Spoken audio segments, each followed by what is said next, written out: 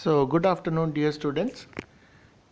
Today we once again meet for our English language class. And before I begin, I would just like to remind you that in all these English language classes, which we are having through this online method, there are certain things which I am asking you to do, and some of you are definitely doing, but then there are some who are probably not taking it seriously and not doing it. So please make sure that you complete your work and keep your exercise books up to date, so that when the school reopens you should be able to submit your exercise books to me so that I can see whether you have been doing your work or not. So today we are going to take up, as shown on your screen, ICSE comprehension, steps to be followed for scoring well. Now we are going to do something which you have probably been doing for several years now, and maybe you think of yourself as experts in this particular section of your English language paper, but still it is necessary to understand the different steps that should be followed in order to write our comprehension answers well. So before I begin with giving you the steps to be followed, let us try to see what this comprehension passage is all about.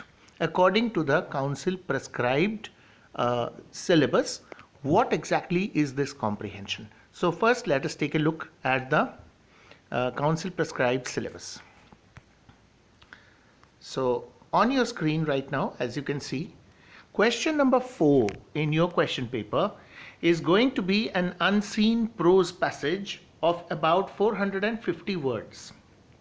Uncommon items of vocabulary or structure will be avoided.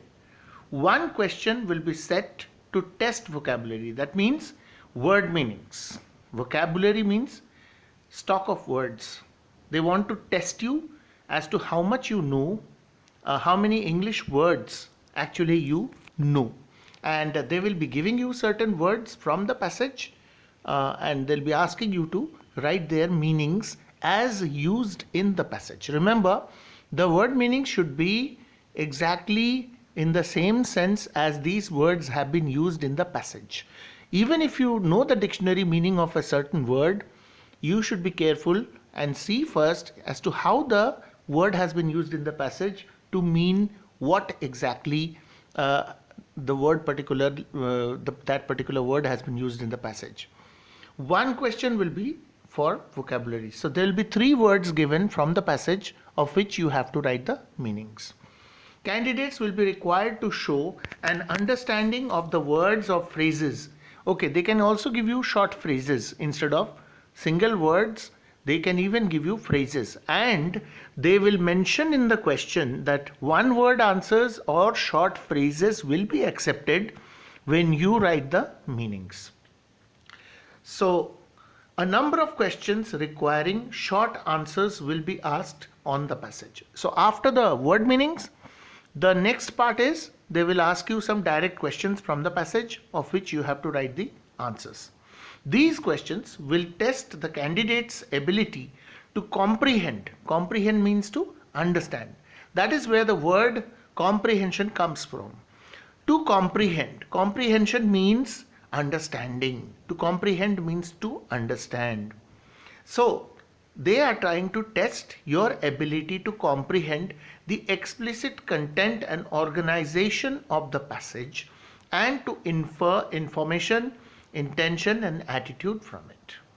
Anyway, don't get too confused with or intrigued by so many difficult words coming up here.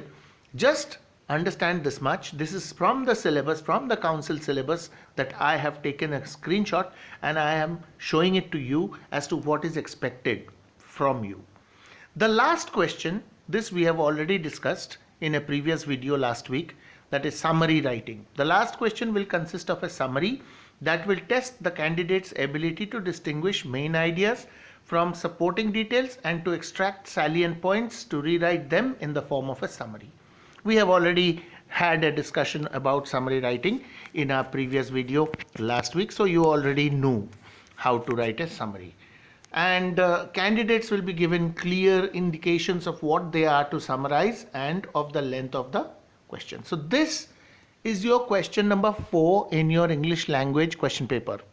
So if you see the specimen question paper which I had uploaded last week, you will see, or you can take it from the net, you can visit the council website, and from there also you can download the sample papers, sample English language papers or English paper 1, and you can see for yourself how exactly the questions are. In your total English textbook also, all those practice papers or sample papers are exactly according to the format of the board English language paper. So now let us see the steps for writing the comprehension answers. So word meanings I am excluding, because word meanings there is nothing much to be explained. I have already told you just now that there will be 3 words given from the passage, maybe 2 words and a phrase, or maybe 2 phrases and 1 word, or maybe all 3 words. Whatever be the case, words or phrases, they will give you only 3. And those 3 you have to write their meanings as they have been used in the passage. In the same meaning as they had been used in the passage, the same meaning has to be written by you.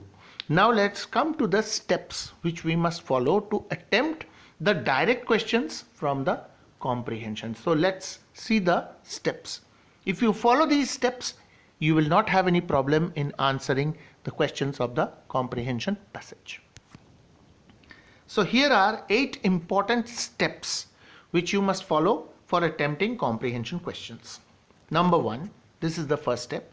Read the given comprehension passage at least 3 times. Now the question is, how will you manage to read 3 times? You have only 2 hours for your paper, and you have to read the comprehension passage also within that time. So how will you manage to read 3 times? I am coming to that step by step. The first reading should be completed during those first 15 minutes provided for reading the questions and everything else in the question paper. You will notice that on top of each question paper, it is mentioned, each council question paper or board question paper, it is mentioned, you will not be allowed to write during the first 15 minutes. This time is to be spent in reading the questions. So, question paper will be given to you 15 minutes before the start of the writing time.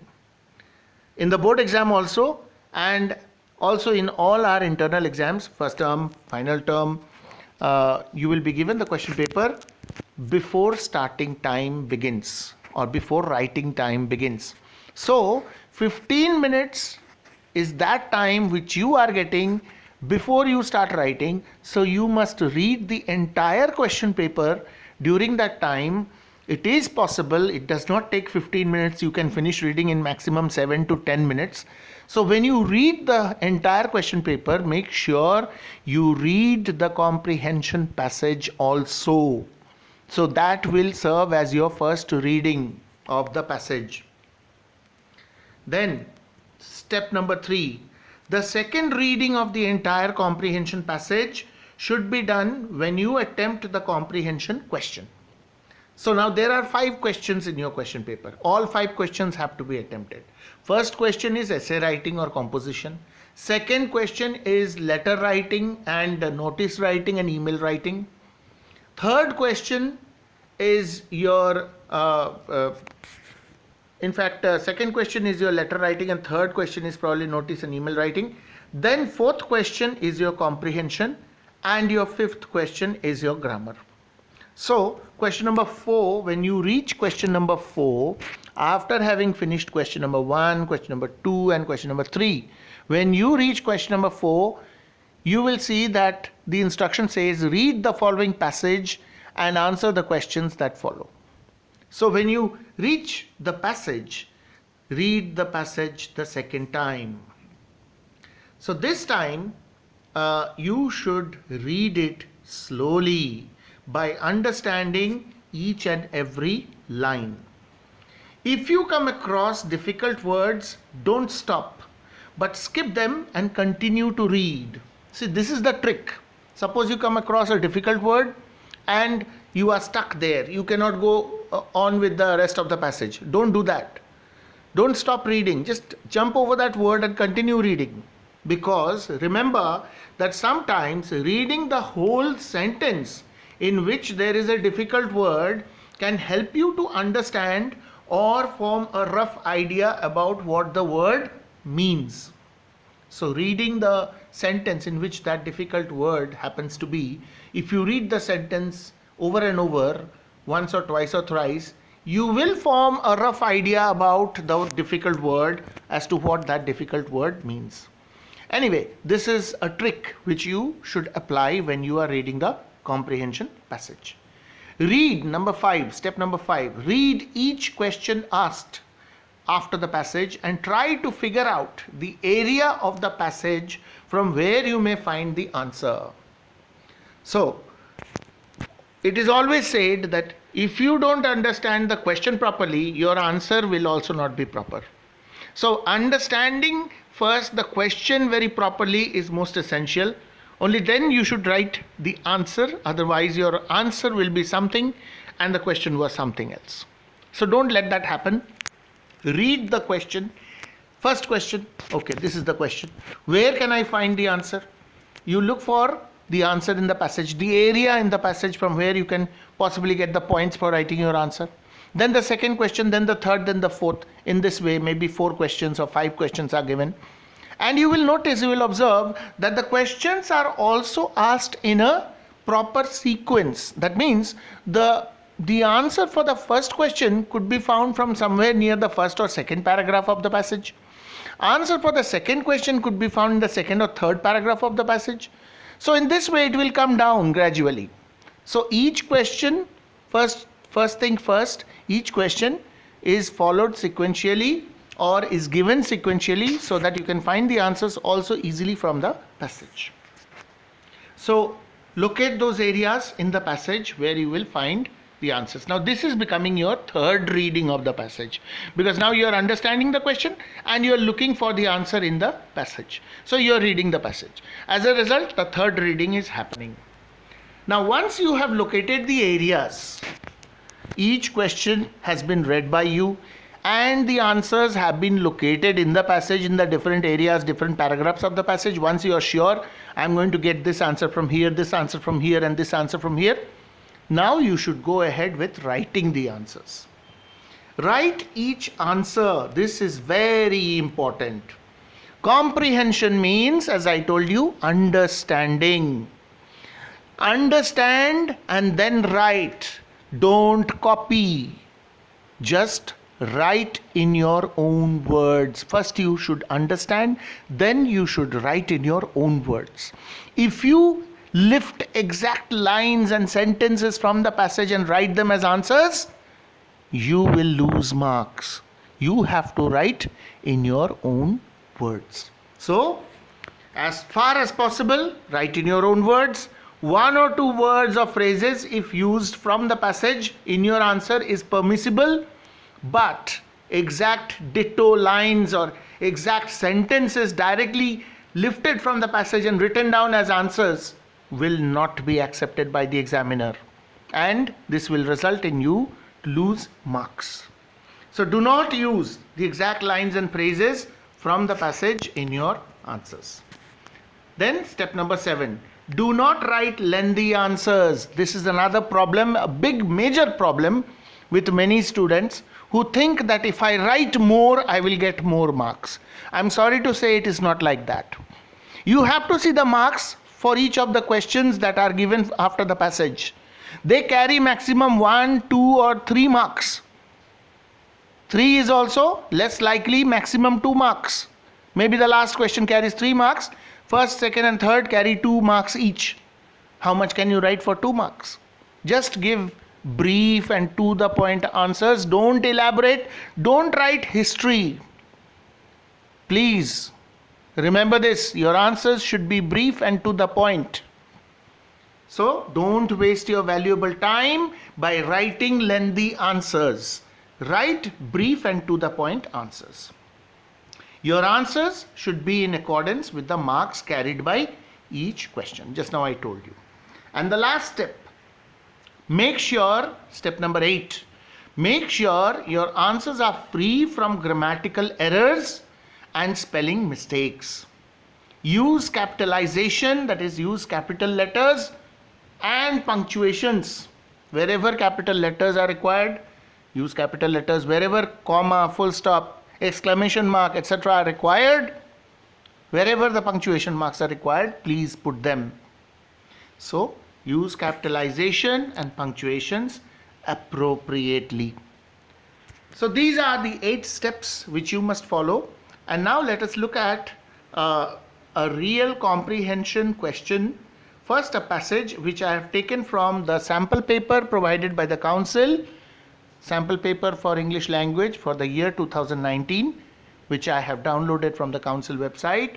It's on your screen right now. Question number 4.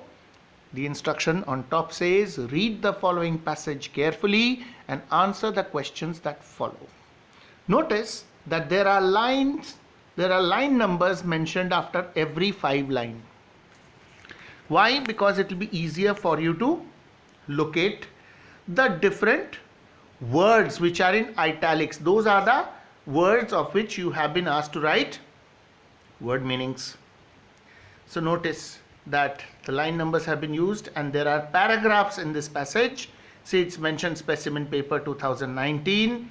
So the passage ends here, somewhere near line 24, with the last word being forever. Now, part A, question A. 3 words, as I told you, there will be only 3 words asked, and the line numbers are mentioned in the question itself. It may not be mentioned in your internal exam paper, but all the same, the words will be in italics or will be underlined in the question paper. In this case, this is the board question paper. They will give you exactly in this form, in italics, that is in slanting print, and line numbers are mentioned so that you don't waste time in searching the words. The words are immediately visible to you. So 3 words, distraction. In line number 2, you have been asked to give the meaning. Give the meaning of each of the following words as used in the passage. This is what I was telling you. 1 word answers or short phrases will be accepted. The second word is frail, line number 10, and the third word is commotion, line number 19, and all these carry 3 marks. Now we finally come to the direct questions. It's part B. See, there are 5 questions and see the marks, 2, 2, 1, 2 and 2. So you must do justice to the marks. Don't write lengthy answers. And then comes your summary writing, which we have already discussed in the previous video. So that is your comprehension, and that's how the steps are to be followed by you to score well. I hope you have understood. Now, the comprehension passage which you saw just now in this video, this comprehension passage is from the same specimen paper which I had uploaded last week for summary writing. You can either refer to that or take a screenshot from this video, and I am also trying to upload it separately after this video in the WhatsApp group so that you can take it from there also. So whatever be the source, please do this comprehension passage in your homework copies. It's your homework for this week. So make sure you complete all the question answers from this comprehension passage and also write the word meanings in your English language exercise books. And please like and subscribe and give your comments after you have finished watching my video. Thank you very much. God bless you.